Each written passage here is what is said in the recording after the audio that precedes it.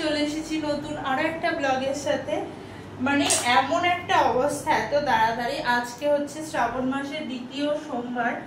আমি কিন্তু ব্লগ ভাবছিলাম একটু পরে থেকে শুরু করবো, কারণ আমি পুজো দিচ্ছিলাম। এখন তার মধ্যেখানে তোমাদের দাদাভাই ফোন করেছে যে এখন যেতে হবে, আজকে আমাদের মেডিকেল আছে, যেটা আমি আগে থেকে জানতাম না। যাই হোক, চলো তাড়াতাড়ি করে ব্লগটা শুরু করছি। আর আমি রেডি হবো, এখন এইটা পরে যাবো না, এটা আমি বাড়িতে পড়েছিলাম। তো তার আগে এখন রেডি হয়ে নেওয়া যাক। দেখি এখন কিছু একটা করতে হবে, তাড়াতাড়ি করে যেতে হবে। জীবনে শান্তি নেই গাইজ, মানে সব কিছুতে এমন কিছু না কিছু প্রবলেম আছে।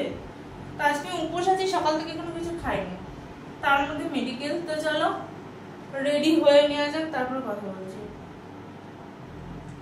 আমি চলে এসেছি মেডিকেল থেকে। তো চেক আপ ছিল, চেক আপ হলো, সব কিছু ঠিকঠাক আছে। এখন বাজে 1টা। আর আজকে না, তখন তোমাদের সঙ্গে কথা বলাই হয়নি, আজকে তোমাদের দাদাভাই উপোস করেছে। আসলে প্রথম সোমবারেও উপোস করেছিল। আমি আজকে ওকে অনেকবার বারণ করেছি যে তোমাকে উপোস করতে হবে না, কারণ দেখো সকালবেলা সেই আসে, সারাদিন খাটাখাটনি, অফিসে যাচ্ছে, এই রোদ গরমে যাচ্ছে আসছে, কিন্তু আমার কথাই শুনেনি। বলছি তুমি করলে আমিও করবো। এবার আমি কি বলবো, তো তখন আর কিছু বলার নেই, কারণ বারণ করে পাপ করতে চাই না আমি। তো অনেক বুঝিয়েছি, ও শোনেনি। তো এখন রেডি হবো, এখন 1টা বাজে। আমি আসলাম আর জাস্ট ও এখন আমাকে ফোন করলো, করে বললো রেডি হও। আমি জাস্ট আধ ঘন্টার জন্য ম্যানেজ করে যাচ্ছি, তারপরে জল ঢেলে আবার আমি চলে আসবো অফিসে। বারবার লাইটটা অফ হয়ে যাচ্ছে, জানি না কি সমস্যা হচ্ছে। মানে কারেন্ট থাকছে, লাইটটা বারবার অফ হচ্ছে আর অন হচ্ছে। তো চলো এখন রেডি হওয়া যাক। আসলে হাঁপিয়ে গেছি, সারাদিন জল খাইনি, বুঝতেই পারছো। আর আমি না মানে জল খুব খাই, বিশেষ করে অনেক, আমি দিনে মোটামুটি 4 লিটারের বেশি, 5 লিটার জল খাই। একটু সমস্যা হচ্ছে, ঠিক আছে, কোনো ব্যাপার না। আর সাবু টাবু সব ভিজিয়ে দিয়েছি, চলো রেডি হওয়া যাক। তো চলো শাড়িটা আলমারি থেকে বার করে নেওয়া যাক। কিন্তু আজকে শাড়িটা খুঁজতে গিয়ে আমার অবস্থা কিন্তু খারাপ হয়ে গেছে, কারণ আমি কিন্তু বাড়ি থেকে এবার অনেকগুলো শাড়ি নিয়ে এসেছি, মোটামুটি ওই 10 থেকে 15টা মতো। তো তার মধ্যে এখানে ওই যে দেখতে পাচ্ছ আমার মাথার উপরে, ওগুলো কিন্তু সবই শাড়ি। তো ওখানে না একটা নতুন গ্রিন শাড়ি আছে, যদিও বা সব শাড়িগুলোই প্রায় নতুন, কিন্তু ওই শাড়িটা আমার মাসি আমাকে দিয়েছিল এবারটা যখন বেড়াতে গেছিলাম মাসিদের বাড়ি। তো ভেবেছিলাম আমি শ্রাবণ মাসের প্রথম সোমবারে পরবো, কিন্তু তখন পরা হয়নি। আজকে আবার খুঁজে পাচ্ছি না। আমার সাথে আজকে একটা ফানি ব্যাপার হয়ে গেছে, সেটা হচ্ছে আমি আমার শাড়ি খুঁজে পাচ্ছি না। আমি জানি না শাড়িটা আমি কোথায় রেখেছি, নতুন শাড়ি একটা গ্রিন কালারের। তো আমি কোথাও খুঁজে পাচ্ছি না, বিশ্বাস করো। শাড়িটা আমি শুধু এঘর আর ওঘর, এঘর আর এঘর করছি। শাড়িটা কোথায় কে জানে, আমার নতুন শাড়ি কোথায়, কোথায় খুঁজবো, এখানেও নেই। মানে কোথায় রেখেছি আমি মনেই করতে পারছি না। শাড়িটা, নতুন শাড়ি কোথায় গেল কে জানে। তা এখন না মানে মাঝের মধ্যে না মাথা কাজ করে না, খুঁজেই পাওয়া যাচ্ছে না কোথায় গেল আমার ভালো শাড়িটা। চলো আর একবার খুঁজে দেখি, নাহলে অন্য কিছু পরতে হবে।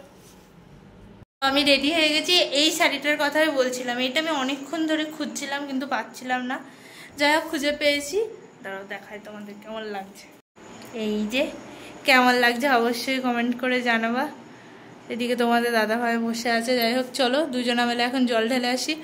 এখন বাজে 1:20, তো তাড়াতাড়ি করে যেতে হবে। আর এই শাড়িটা না আমাকে দিয়েছিল আমার মাসি, এর ম্যাচিং ব্লাউজও বানিয়েছি। চলো আগে জল ঢেলে আসি, তারপরে কথা বলবো। আচ্ছা, এই শাড়িটা পরে আমাকে কেমন লাগছে কমেন্ট করে বলো তো। এই শাড়িটাই আমি এতক্ষণ ধরে খুঁজে খুঁজে বেড়াচ্ছিলাম পরবো বলে। আমার তো শাড়িটা খুব পছন্দ হয়েছে, তোমাদের দাদা ভাইয়েরও খুব পছন্দ হয়েছে, কারণ এই গ্রিন কালারটা হচ্ছে আমার প্রিয়, আমার বলতে তোমাদের দাদা ভাইয়ের। আর এর ব্লাউজটা আমি বাড়ি থেকেই বানিয়ে নিয়ে এসেছিলাম। আর এখন দেখো আমি হেঁটে হেঁটে যাচ্ছি রাস্তা দিয়ে। আমাদের বাড়ি থেকে বেশি দূরে না মন্দির, ওই 5 মিনিট মতো। আর তোমাদের দাদাভাই না বাইক নিয়ে চলে গেছিলো।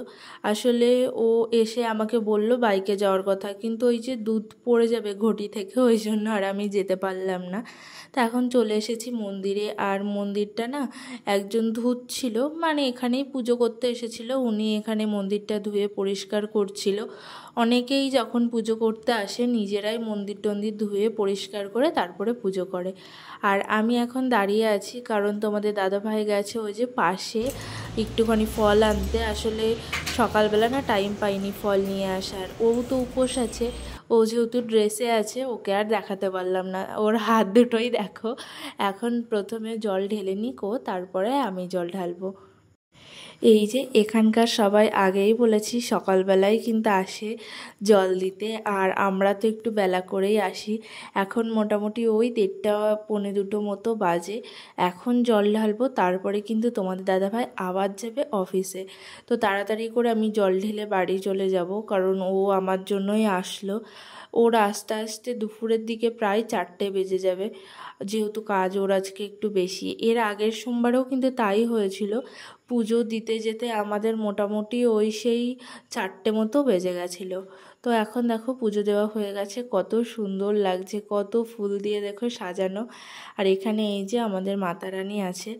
আর এটা হচ্ছে সন্ধ্যাবেলার ভিডিও। আজকে না ভিডিও খুব একটা বড় হয়নি, আসলে বুঝতেই পারছো একটু শুয়েছিলাম। আজকে জানি না কেন আমার শরীরটা একটু খারাপ করছিল। ইচ্ছে আছে সবকটা সোমবার করার, জানি না কতটা করতে পারবো। আসলে আমি করলে না তোমাদের দাদাভাইও না খেয়েই থাকে, উপোস করে, ওই জন্য আমার আর করতে ইচ্ছা করে না। তা এখন আমি ওর জামা কাপড় বার করে দিচ্ছি, কারণ ও না একটু পার্টিতে যাবে। যদিও বা ও কিন্তু কিছুই খায়নি, শুধু গিয়ে ঘুরে এসেছে। আর এখন একটু বাইরে জলের বোতল নিয়ে যাচ্ছি, একটু বাইরে গিয়ে বসবো। আর আজকের এই ভিডিওটাও এটুকুই, দেখা হবে কাল, টাটা।